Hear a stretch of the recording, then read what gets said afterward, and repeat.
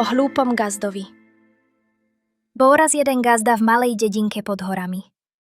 Tá dedinka bola taká maličká, že keď kohút zakikiríkal na jednom konci, počuť ho bolo až na konci druhom. A v tej dedinke, v bielom domčeku s modrou strechou, býval náš gazda. Mal gazda všetko, čo si len človek môže prijať. Mal pole široké ako more, na ktorom rástla pšenica zlatá ako slnko. Mal stodolu vysokú až po oblaky, plnú sena voňavého ako med. Mal kravy s ladkou srsťou, čo dávali mlieko tučné ako smotana.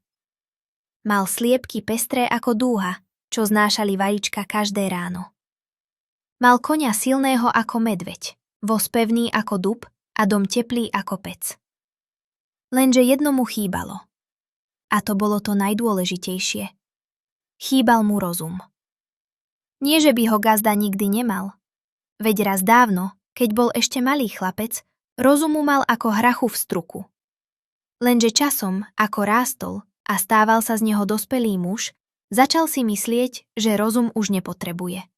Že rozum je pre starých detkov, čo sedia pri krbe a rozprávajú rozprávky. Že rozum je pre múdrych učiteľov, čo učia deti v škole. Že rozum je pre kňazov, čo čítajú z veľkých kníh. Ja som gazda, hovorieval vždy hrdo. Ja mám pole, stodolu, kravy. Na čo by som potreboval rozum? A tak ten rozum, ktorý kedysi v jeho hlave býval, pomaly ustupoval do úzadia. Ako starý psík, ktorý sa schúli do kúta, keď vidí, že ho pán nepotrebuje. Gazda si myslel, že čím je človek vážnejší, tým je múdrejší. A tak chodil po dedine s nosom hore, s hruďou vypnutou, s čiapkou na hlave nakrivo nasadenou, aby všetci videli, aký je dôležitý. Keď stretol suseda, ani sa neobzrel. Keď stretol starého detka, ani sa nepoklonil.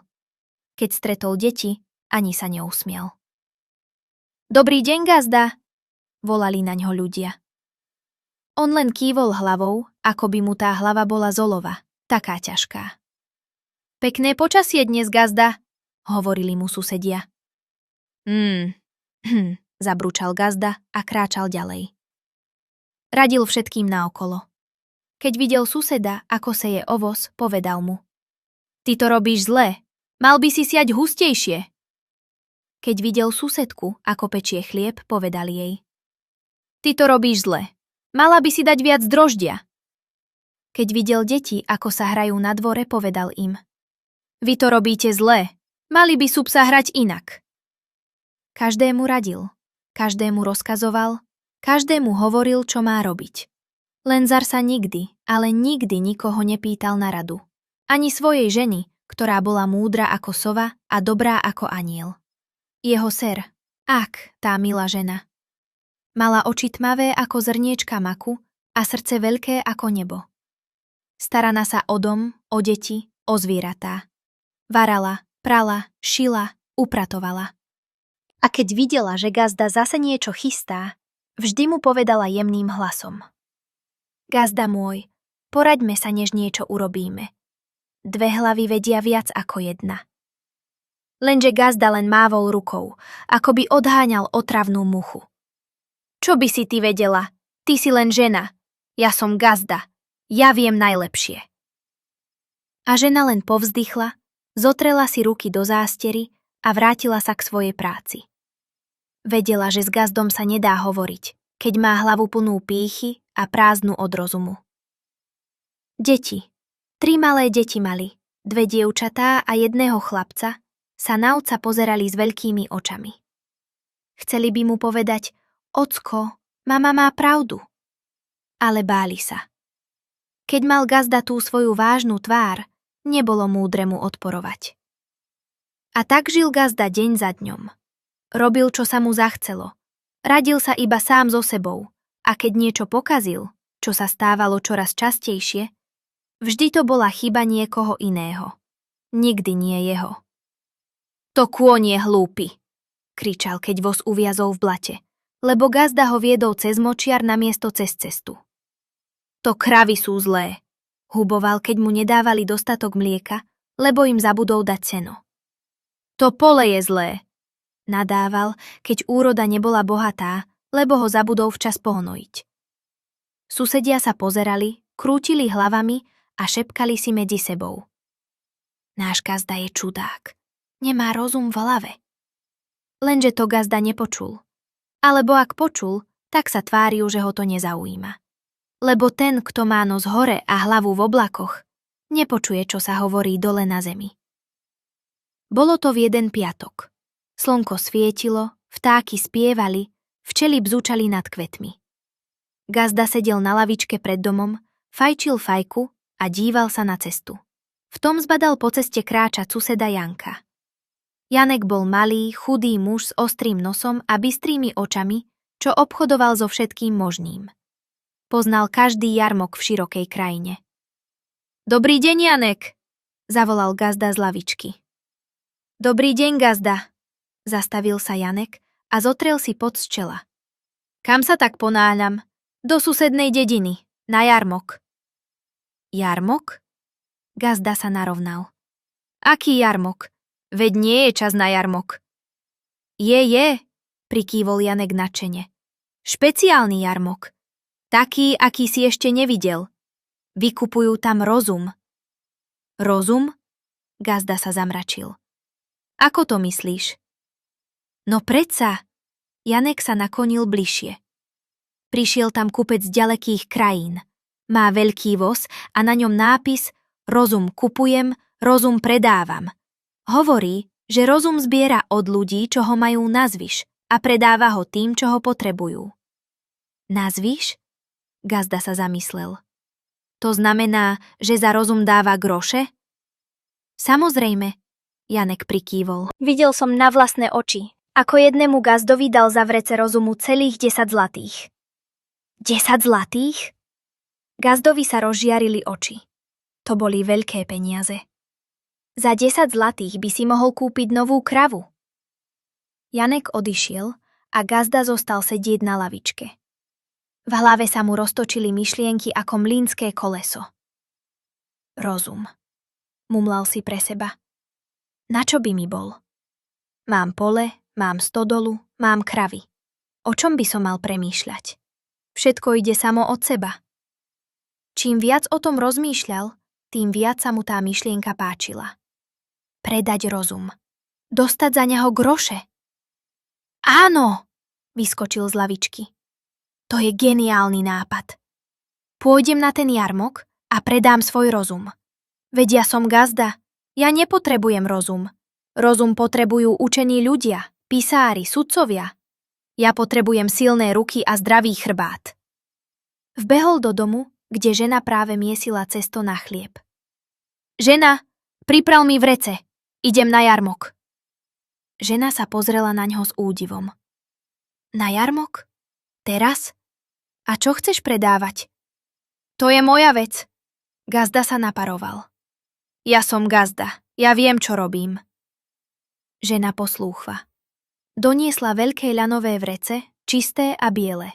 Gazda ho vzal, hodil si ho cez plece a zapriahol koňa. Žena a deti stáli pri bráne a pozerali sa za ním, ako sa vzdialuje po prašnej ceste. Žena mala v očiach slzy. Srdce jej hovorilo, že sa deje niečo zlé. Susedná dedina bola plná ľudí. Všade bol hluk, smiech, krik, bzukot ako v úli. Gazda sa tlačil cez dav, hľadajúc kupca. V tom začul zvláštny hlas. Rozum kupujem, rozum predávam. Kto má rozum nazvyš, nech príde. Najlepšie ceny. Gazda prišiel k pestrému vozu. Sedel na ňom muž s dlhým nosom a ostrými očami. Mal pestré šaty a na hlave vysoký klobúk. Ja mám rozum, zakričal gazda. Ja ho predám. Ó, povedal kupec. Gazda, vitaj. Máš rozum na predaj? Ukáž mi ho. Ukázať? Ale ako ho mám ukázať? Veď rozum je v hlave. Kupec sa zasmial chrapľavým smiechom. Samozrejme, ale ja vidím, koľko ho tam je. Mám špeciálne oko. Prižmúril oko a pokýval hlavou. Áno, vidím ho. Máš tam rozum. Nie veľa, ale máš. Možno tak pol vreca. Pol vreca?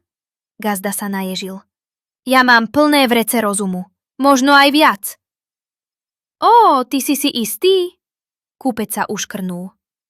Ja vidím len pol vreca. Za pol vreca ti dám 3 zlaté. 3? Gazda takmer vykríkol. To je málo. Janek hovoril o 10. 3 zlaté, povedal kúpec pevne. Ber alebo nechaj. Gazda si pozrel mince. 3 zlaté za niečo, čo aj tak nepoužíva. Dobre, povedal napokon. 3 zlaté, ale chcem ich hneď. Kúpec mu položil mince na dlaň. Potom začal mrmlať čudné slová a hýbať rukami nad Gazdovou hlavou. Hop!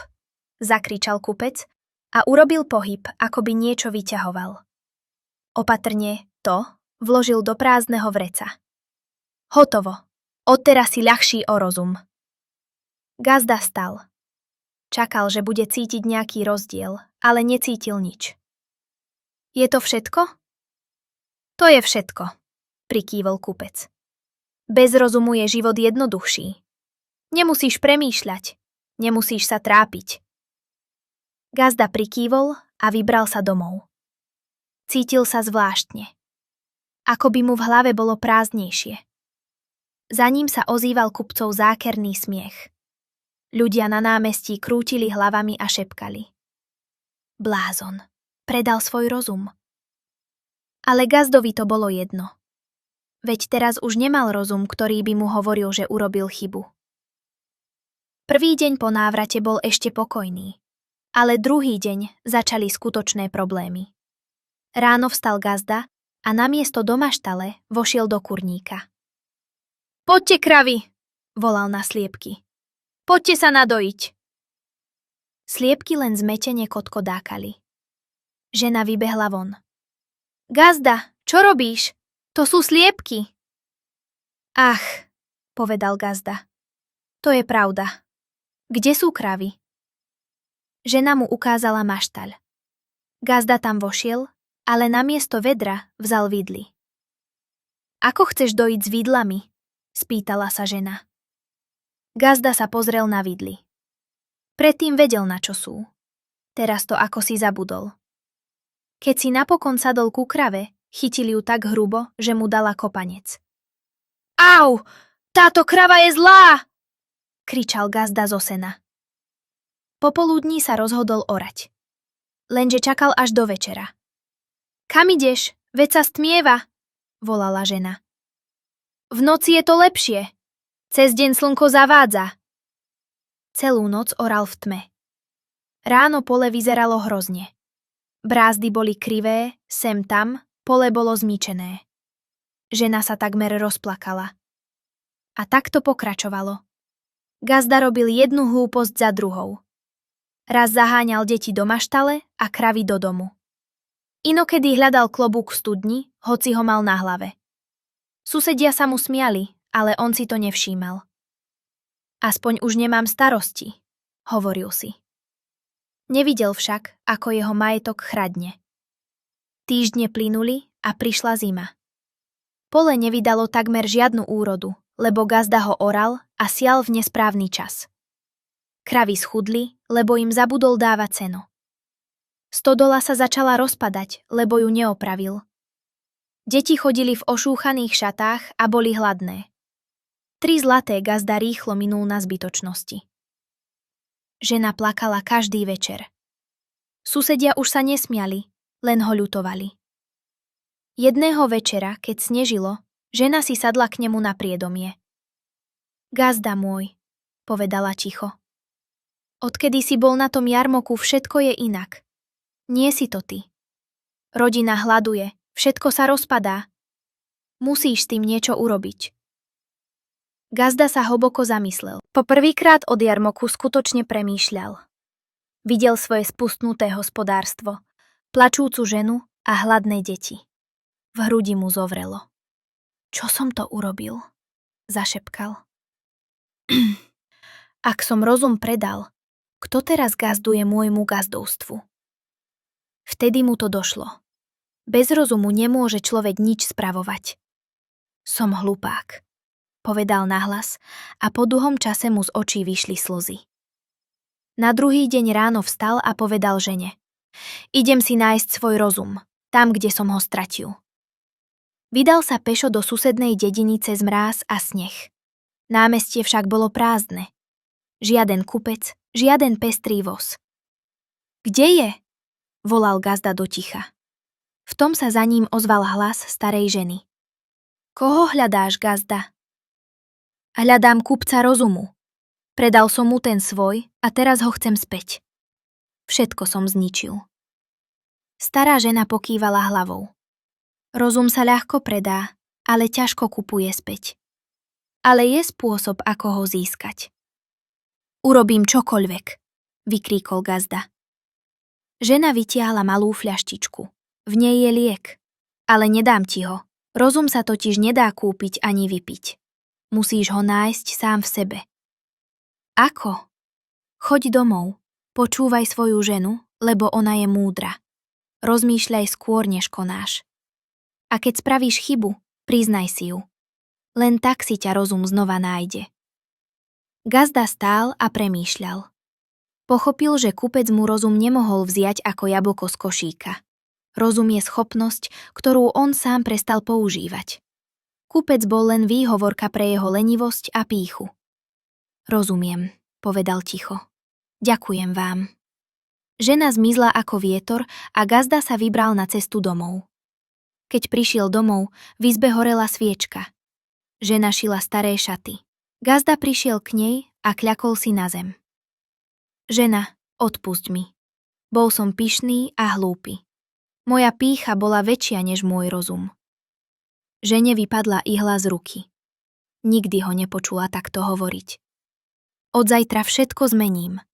Budem ťa počúvať a spolu to napravíme. Sľubujem. A tak sa aj stalo.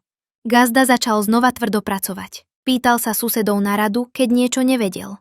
Počúval svoju ženu. Opravil stodolu, nakrmil zvieratá a na jar zoralo pole tak, ako sa patrí, za denného svetla a s rozvahou.